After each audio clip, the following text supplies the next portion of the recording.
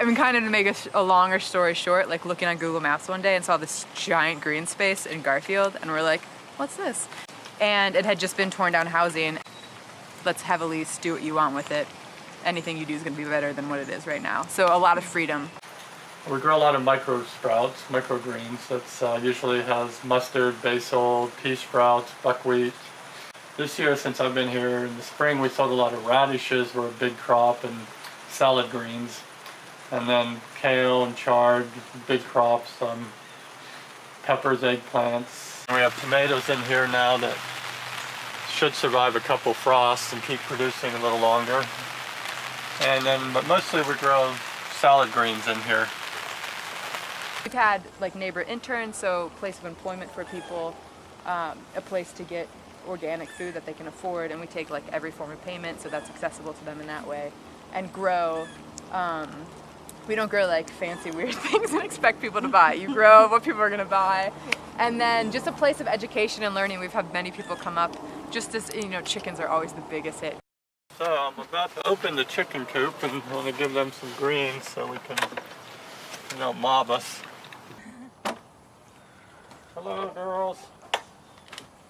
We have 11 chickens. And they eat the greens that we give them, and we get a dozen eggs every 2 days probably. They have access, we'll see, inside the bioshelter. So they have, they're part of the farm ecosystem. They recycle nutrients, provide us eggs, and then in the winter, they help bring heat and carbon dioxide into the bioshelter.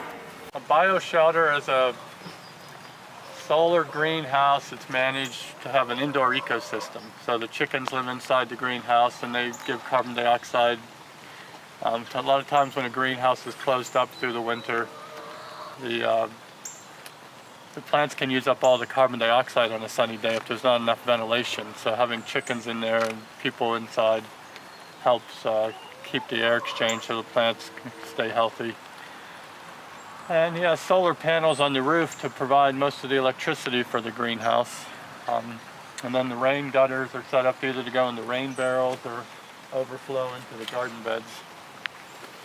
So this is a year's accumulation of compost from a mix of coffee grounds and weeds and stuff people bring in from their kitchens. And you need like a 30-to-1 ratio of carbon-heavy things and nitrogen-heavy things. Generally, when people are explaining it the first time, they'll say browns and greens, because usually your brown things like your leaves, your dead grass, anything that's dead or dying or dry, they have lots of high carbon content. And then living things, vegetable scraps, have high nitrogen content.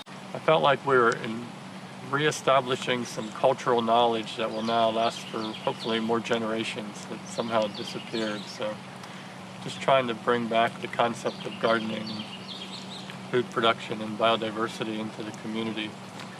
Seems like it's a long-term project, but hopefully it'll have a lasting beneficial impact.